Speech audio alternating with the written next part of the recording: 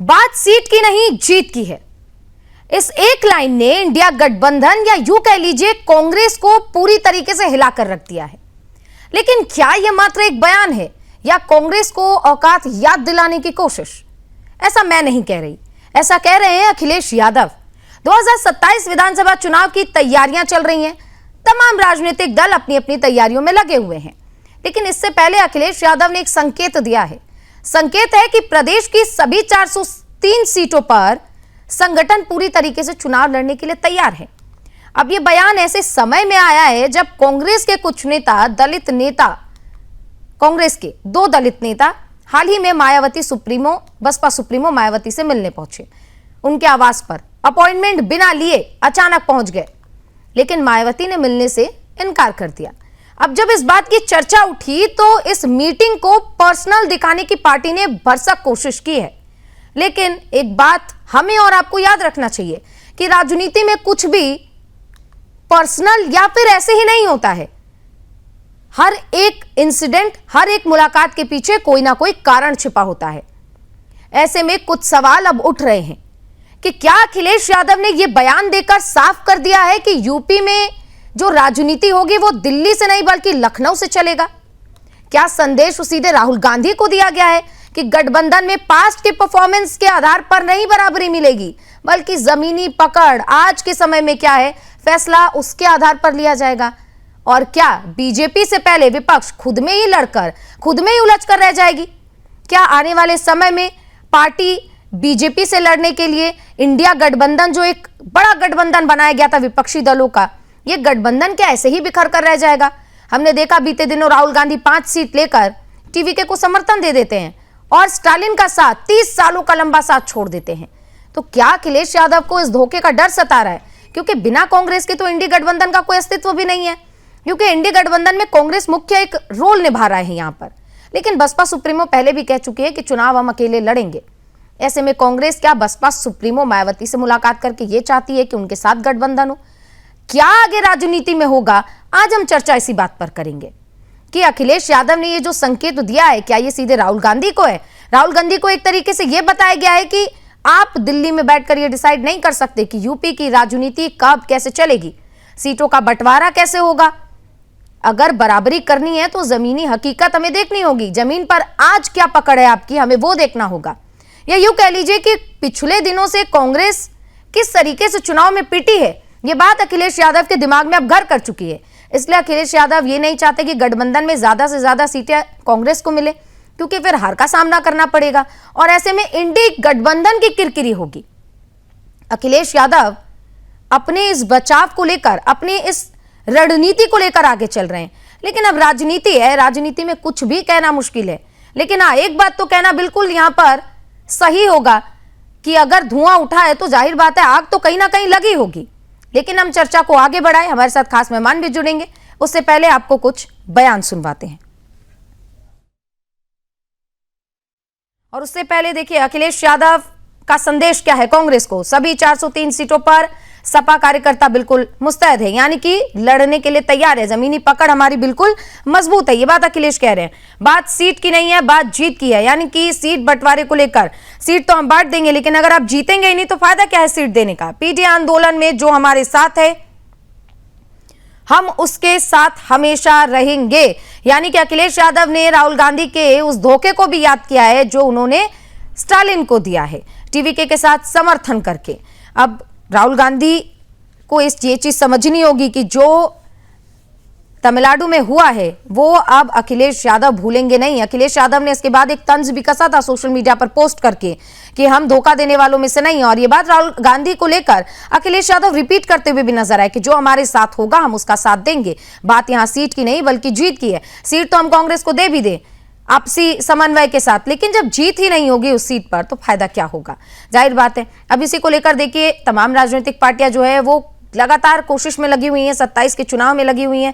अब 7 राज्यों में 2027 में विधानसभा चुनाव होने हैं। इसको लेकर सबसे ज्यादा अगर हम कहें तो अहम यूपी है, क्योंकि 2017 में जो चुनाव हुआ था उसमें बीजेपी को जीत मिलती है, मुख्यमंत्री योगी आदित्यनाथ बनते हैं। उसके बाद से यूपी में कानून व्यवस्था, विकास की जो रफ्तार है वो बढ़ी है। इसके बाद 2022 में चुनाव होता है, जिसमें एक बार फिर से बीजेपी को मैंडेट मिलता है, बीजेपी की सरकार बनती है, सीएम योगी आदित्यनाथ फिर से मुख्यमंत्री बनाए जाते हैं। अब ये बारी है 2027 की। तो इस बार अखिलेश यादव कोई रिस्क नहीं लेना चाहते, और रिस्क नहीं लेना चाहते इसी वजह से ये बात कह रहे हैं कि बात सीट की नहीं बल्कि जीत की है। अब 2024 के लोकसभा चुनाव में हालांकि इन दोनों को यानी कि गठबंधन को बढ़त जरूर मिली थी, लोकसभा चुनाव में इसका फायदा मिला था, 47 सीटें हाथ आई थी। तो अब समझ लीजिए कि लोकसभा का चुनाव और विधानसभा का चुनाव दोनों अलग अलग अहमियत रखते हैं, दोनों अलग अलग महत्व रखते हैं। ऐसे में ये दो लड़के, क्या इन दोनों लड़कों का रास्ता अब अलग होने वाला है? क्योंकि 2017 के चुनाव में भी ये नारा दिया गया था कि दो लड़के चुनाव लड़ेंगे, यानी कि साथ में मिलकर चुनाव लड़ेंगे तो कहीं ना कहीं बीजेपी को मात दे सकेंगे। 2024 के लोकसभा चुनाव से पहले देखिए, राहुल गांधी और कांग्रेस पार्टी के साथ साथ प्रियंका गांधी जब महासचिव बनी तो उन्होंने कहा था कि लड़की हूं, लड़ सकती हूं। लेकिन अब 27 के चुनाव में क्या होगा? क्या प्रियंका गांधी भी इतने दमखम के साथ मैदान में उतरेंगी? क्या राहुल गांधी और अखिलेश यादव के बीच सब कुछ ठीक है? क्योंकि चर्चा तो इस बात की भी हो रही है कि अंदर खेमे में दोनों नेताओं के बीच कहीं ना कहीं इस चीज को लेकर अब जंग छिड़ी हुई है। और जाहिर बात है, जिस तरीके से अखिलेश यादव ने यह संदेश दिया है, इस बात के संकेत तो दे ही दिए हैं कि अगर 3-5 होता है तो अखिलेश यादव और सपा अकेले चुनाव लड़ने में बिल्कुल सक्षम है। चर्चा इसी बात पर करेंगे। हमारे साथ खास मेहमान जुड़ गए हैं, हमारे साथ नेहा धवन जी जुड़ गए हैं, बीजेपी से प्रवक्ता है, बहुत बहुत स्वागत है मैम आपका। आदेश भारद्वाज जुड़ गए हैं, कांग्रेस प्रवक्ता, बड़ी बेबाकी से अपनी बात को रखते हैं। डॉक्टर निखिल खत्री सपा से जुड़ गए हैं, और ये भी जो है एकदम से अपनी बातों को प्रखरता के साथ रखते हैं। साथ ही ख्वाजा शमसुद्दीन नेता बसपा हमारे साथ जुड़ गए। आज अपना पक्ष यहाँ पर रखेंगे। आप चारों मेहमानों का बहुत बहुत स्वागत। और सबसे पहले सवाल कांग्रेस से ही किया जाएगा, क्योंकि जो स्थिति हम देख रहे हैं इस वक्त यूपी में, सबसे पहले यही सवाल होने वाला है कांग्रेस से। और सर, क्या लगता है कि अखिलेश यादव ने ये जो कहा है वो उसको मीन करते हैं? क्योंकि अखिलेश यादव ने साफ कर दिया है कि 403 विधानसभा सीटों पर सपा बिल्कुल सक्षम है कि वो अकेले चुनाव लड़े। राहुल गांधी ने जो टीवीके के साथ मिलकर स्टालिन के साथ किया, ये बात अखिलेश यादव भूल नहीं पा रहे हैं। क्या लगता है कि अगर अखिलेश यादव अपना हाथ पीछे खींच लेते हैं तो कांग्रेस भी अकेले चुनाव लड़ेगी 403 सीटों पर? सुचित्रा जी, हम भारतीय जनता पार्टी के खिलाफ पूरे देश में चुनाव लड़ते हैं, और कई राजनीतिक दल अपने अपने राज्य की परिस्थिति के अनुकूल हम बंधन करते हैं, और भारतीय जनता पार्टी भी वैसा ही करती है। तो सभी पार्टियां अपनी विचारधारा के साथ गठबंधन करके, अपनी विचारधारा के लोगों के साथ गठबंधन करके चुनाव लड़ते हैं। लेकिन यही है कि भारतीय जनता पार्टी ने पिछले कुछ सालों में जो के मुद्दे थे उनको दरकिनार करके, हिंदू मुस्लिम करके इस तरह का भाव लोगों में। अभी भारतीय जनता पार्टी की बात नहीं करेंगे सर, अभी हम बात करेंगे अखिलेश यादव के बयान की। क्या अखिलेश यादव ने ये जो आईना दिखाया है कांग्रेस को, आगे कांग्रेस का स्टेप क्या होगा? चुनाव में क्या होता रहा है वो आपको बताने का प्रयास कर रहा हूँ। आपके दर्शक सामने सच जाना चाहिए, ये पत्रकारिता का नियम है, ये आपके चैनल का भी धर्म होना चाहिए। तो मत बता रहा हूँ ये क्या करते हैं, क्या षड्यंत्र करते हैं। लोगों ने देखा किस तरह से जो है वोट काटते हैं। इनके मुख्यमंत्री ने स्वयं कहा कि लोगों के वोट काटे जाएंगे, हमें जाके इस तरह से करना है। तो ये तमाम चीजों सबके सामने है, और पिछले लोकसभा के चुनाव में आपने देखा कि क्या परिस्थिति बनी थी। तो पूरे देश में एक बदलाव का माहौल है। किस तरह से कॉकरोच जनता पार्टी गुस्सा आपके सामने है कि 4-5 दिन के अंदर ही 10 मिलियन से ज्यादा उनके फॉलोअर्स। तो ये जो ठीक है अभी हमारा मुद्दा क्या है? मुद्दा है हमारा अखिलेश यादव ने जो बयान दिया है उस पर, कि क्या अखिलेश यादव ये भाग चुके हैं कि आगे चलकर आप धोखा देंगे? क्योंकि पिछली तस्वीरें भी देखी हैं कि आपके नेता मायावती से मिलने पहुंचते हैं, लेकिन मायावती ने मिलने से इनकार कर दिया। तो धोखे की बात तो हम नहीं भुला सकते, धोखे की बात अखिलेश भी नहीं भूल रहे हैं। सवाल तो यहाँ उठता है ना। धोखे की बात एआईएडीएम के तमिलनाडु में भी देख लो जरा, वो भी बता दो 4 दिन पहले, वो भी बता दो अकाली दल का, शिवसेना का भी लो। जो भी पार्टी भारतीय जनता पार्टी के साथ मिलती है कि अपने सबसे पुराने गठबंधन अकाली दल, शिवसेना, इनका व्यवहार, इनका ठीक है सर, अभी मेरे पास और भी मेहमान है। एक शब्द में जवाब दीजिए, जब आप कह रहे भारतीय जनता पार्टी मिलती है तो क्या आपको लगता है कि अखिलेश यादव भारतीय जनता पार्टी के साथ मिलकर इन्फ्लुएंस होकर ये बयान दे रहे हैं? कुछ 20 सेकंड और दे दें तो ये तो आचरण अपने राजनीतिक दल के साथियों के साथ है और देश के नौजवानों के साथ, देश के किसानों के साथ। ठीक है, ठीक है, ठीक है। मैं डॉक्टर निखिल खत्री जी के पास आऊंगी। जो बयान अखिलेश यादव ने दिया है, क्या इस बात से अब देश की जनता और यूपी की जनता खुद को माइंडली प्रिपेयर कर ले कि दो लड़कों के रास्ते अब अलग हो चुके हैं?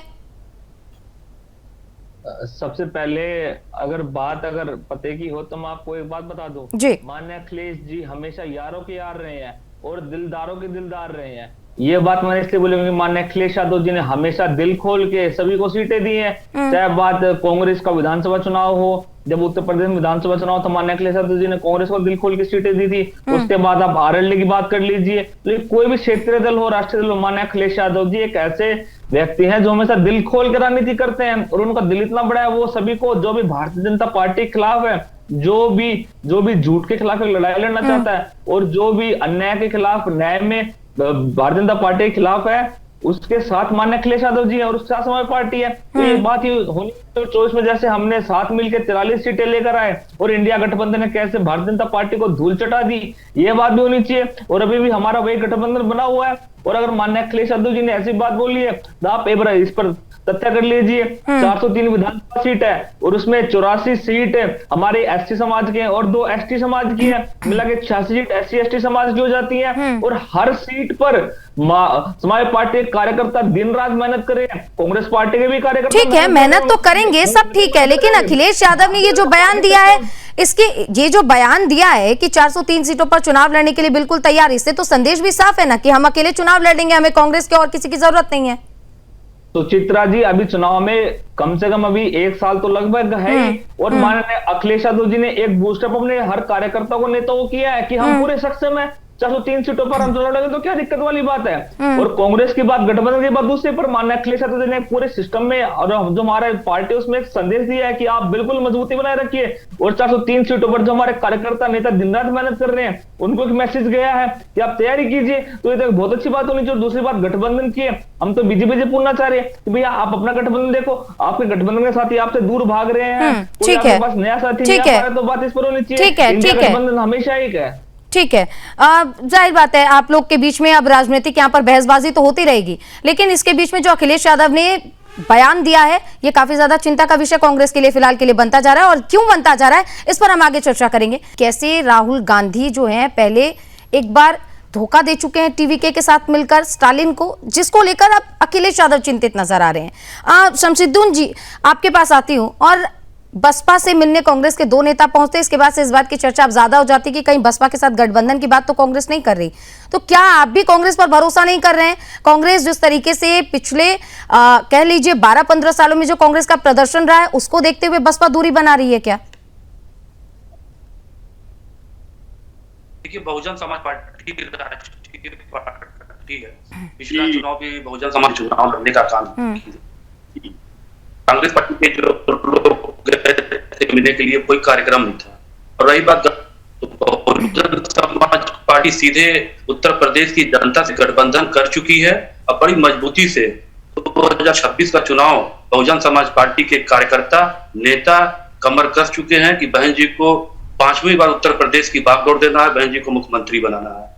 रही बात समाजवादी पार्टी की सरकार को भी उत्तर प्रदेश की जनता ने देखा है और आज भारतीय जनता पार्टी की सरकार प्रदेश के अंदर महंगाई चरम सीमा पे है, गुंडागर्दी चरम सीमा पे है।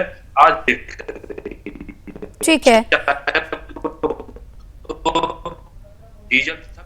ठीक है। नेहा जी, अब आपके पास आती हूँ। ये जो बयान अखिलेश यादव ने दिया है, क्या ये सच में नेतृत्व की कमी है? कांग्रेस ने का जो प्रदर्शन रहा है वो देखते हुए अखिलेश यादव ने ये बड़ा बयान दिया है कि कांग्रेस को ये संदेश चला जाए कि अगर आप धोखा देने के बारे में सोच रहे हैं या अगर आप ऐसा सोच रहे हैं कि हम आपके बिना चुनाव नहीं लड़ सकते, तो इस जो मानसिकता है इससे आप बाहर निकल जाइए। देखिए सुचित्रा जी, मुझे लगता है कि सपा नेता अखिलेश यादव जी की ये समझदारी, मैं इसे इस रूप में देख रही हूँ कि सही समय पर एक राजनीतिक फैसला लेना एक राजनीतिक दल के लिए बहुत जरूरी है। और अखिलेश यादव ने बिल्कुल सही समय पर 2027 के विधानसभा चुनाव से पहले ये बिल्कुल सही फैसला लेते हुए गठबंधन के इनके प्रमुख जो मेजर साथी हैं वो कांग्रेस हैं, उनको बिल्कुल सही समय पर ये बात कही है। इसके साथ साथ अखिलेश यादव का एक दर्द भी इस स्टेटमेंट में झलकता है। अगर आप इनके स्टेटमेंट को बहुत ध्यान से इसका संधि विच्छेद करें तो उन्होंने कहा कि बात जीत की है ना कि सीट की है, और अगर आपको जीतना है तो आपको सपा को मैक्सिमम सीटें देनी होंगी। यानी कि कहीं ना कहीं इनको ये विश्वास है कि 2024 के लोकसभा चुनाव में जो इनका गठबंधन हुआ, उससे पहले भी इनकी गठबंधन की बातें जिस तरह से रही और कांग्रेस का जो गठबंधन के अंदर व्यवहार रहा है अन्य पार्टियों के साथ अन्य राज्यों में, अगर हम इतिहास को देखते हैं, उसको देखते हुए अखिलेश यादव के मन में जो डर पैदा हुआ कि इस बार 2027 में कहीं ऐसा ना हो जिस तरह से सभी चुनाव में कांग्रेस का सुपड़ा साफ हो रहा है, सभी राज्यों से कांग्रेस बिल्कुल जीरो पर जा रही है। जिस तरह से पश्चिम बंगाल का रिजल्ट हमारे सामने आया है, अन्य राज्यों में जो चुनाव थे वहां पर जो हमारे सामने कांग्रेस की छवि दिख रही है, लोग किस तरह से उनको नकार रहे हैं, कहीं ऐसा ना हो कि कांग्रेस के गठबंधन के साथ मिलकर एक दबाव की राजनीति में अखिलेश यादव जी आ जाएं और उत्तर प्रदेश से कांग्रेस के साथ साथ सपा का भी बिल्कुल, क्योंकि हमने पीछे देखा है कि कैसे टीवीके के साथ 5 सीटों पर समर्थन देकर कांग्रेस अपनी पीठ थपथपा रही थी। वो भी हमने देखा है, क्योंकि अब यूपी का चुनाव है, 403 विधानसभा सीटें हैं, बहुत बड़ा राज्य है, बहुत ज्यादा सीटें हैं। ऐसे में अखिलेश यादव को भी सोच समझकर और फूक कर जो है उनको कदम रखना होगा। और इसी बात को लेकर चर्चा भी है, क्योंकि अखिलेश यादव ने जो कहा ये बहुत बड़ी बात है। आपको नहीं लगता कि ये सिर मुंडवाते कैसे ओले पड़ गए हैं? 2 कांग्रेस के नेता मिलने पहुंचते हैं बीएसपी के पास और इतना बड़ा क्लैश हो जाता है सपा और कांग्रेस के बीच में। और आने वाले समय में, क्योंकि चुनाव में बहुत ज्यादा समय रह नहीं गया है, आप लोग बीजेपी से लड़ने निकले थे, लेकिन आप लोग तो आपस में ही लड़ रहे हैं।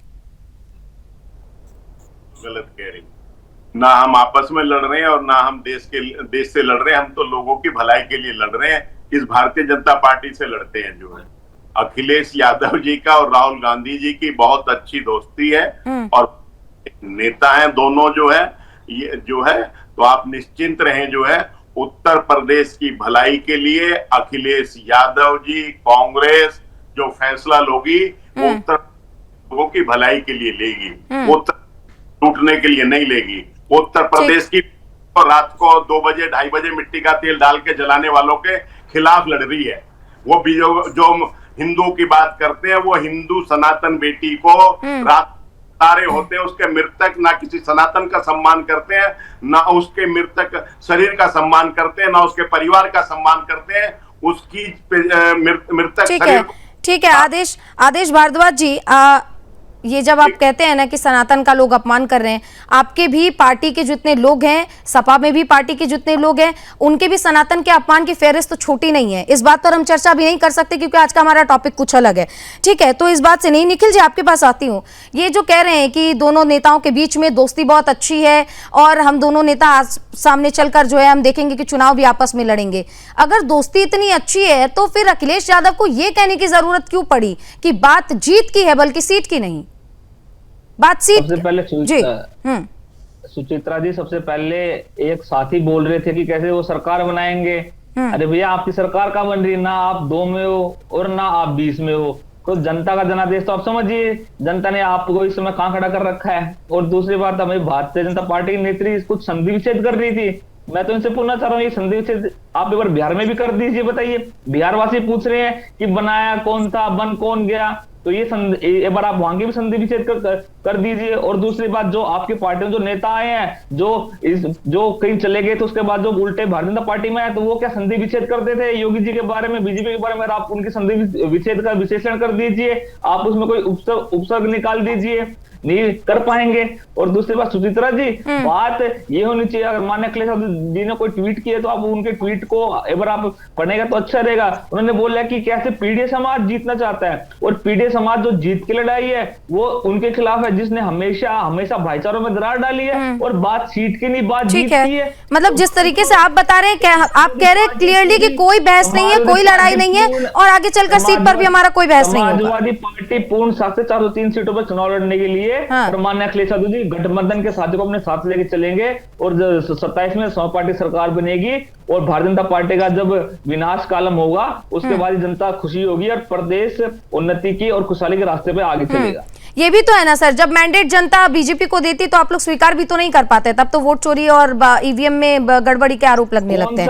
ठीक है नेहा जी आपके पास आऊंगी, समय थोड़ा कम है, मुझे सबसे कमेंट लेना है। नेहा जी आपके पास आऊंगी। अब आप पर आरोप लग रहे हैं कि आप चेहरा किसी का रखते हैं और बाद में जब चुनाव जीत जाते हैं तो मुख्यमंत्री आप किसी को बना देते हैं, और आरोप आप दूसरे पार्टियों पर लगा रहे हैं। आप पहले अपने अंदर खेमे में क्यों नहीं देखते? बंगाल में कैसे जीते? बंगाल में कैसे जीते? मैं तो पूछ रहा हूं ऐसा लोग वाले लोग। निखिल जी बारी बारी करके जी। नेहा जी तो चित्रा जी कम समय दिया, इसका मुझे जरूर खेद रहेगा, लेकिन फिर भी मैं अपनी बात जल्दी जल्दी रखती हूँ। देखिए सपा के प्रवक्ता जिस तरह से अपनी बात को रख रहे हैं, मैं पूछना चाहती हूँ उनसे कि उत्तर प्रदेश में जातिगत और धर्म के आधार पर राजनीति करने वाला राजनीतिक दल कौन सा है? हर बार अपनी लाल टोपी से रंग टोपी का बदलने वाला दल कौन सा है? शर्म आनी चाहिए आपको। उत्तर प्रदेश में अगर समानता समरसता की बात पर राजनीति करने वाला व्यक्ति, सरकार चलाने वाला अगर कोई दल है तो वो माननीय योगी जी हैं और भारतीय जनता पार्टी है। हमने पूरे प्रदेश को क्षेत्रवाद में नहीं बांटा, जाति पे नहीं बांटा, धर्म में नहीं बांटा, सबने समान रूप से कार्य किया, क्षेत्रों में भी सभी समान रूप से कार्य किया। अगर सपा की प्रवक्ता इस बात को झुठला दे, राजकुमार भाटी जी ने ब्राह्मण समाज पर जो टिप्पणी की उसके बाद अखिलेश यादव जी बाहर आकर आज चुनाव से पहले ये कहना है अपने कार्यकर्ताओं को कि जाति की बात न करे और सब कुछ संपत्ति की बात करें। इतने ही ऐसे कार्यकर्ता सपा के हैं जो निखिल जी बात पूरी होने दीजिए, आपके पास आ जाऊंगी, बात पूरी होने दीजिए। बिल्कुल बीच में बोलने का अधिकार आपको तब है जब मैं आपके बीच में बोलूं, अभी नहीं। ठीक है नेहा जी बात पूरी कीजिए जल्दी से। सपा के विभिन्न कार्यकर्ताओं के नाम, असंख्य कार्यकर्ताओं के नाम यहाँ पर मैं कॉमा लगाकर बोल सकती हूँ। आप सब जानते हैं जिन्होंने अल्पसंख्यकों के साथ खड़े होकर उत्तर प्रदेश में हिंदुओं के खिलाफ की राजनीति की है। और पीडीएम क्या है? पीडीए क्या है सुचित्रा जी आप बताइए? पिछड़ा, दलित और अल्पसंख्यकों को लेकर जो अब 2027 की परिपाटी रच रहे हैं सपा के लोग, और वो समानता की बात करते हैं। ठीक है मैं ख्वाजा शमसुद्दीन के पास चलूंगी क्योंकि समय की थोड़ी कमी है। ख्वाजा शमसुद्दीन आपसे ये सवाल होगा कि बाकी के विपक्षी जितने भी दल हैं वो आपको बीजेपी की बी पार्टी बता रहे हैं। क्या बीजेपी की बी पार्टी की तरह चुनाव में बसपा काम करेगी, या बसपा अकेले चुनाव लड़ेगी और अपने दम पर इस बार दिखा देगी कि बसपा में आज भी जान बाकी है?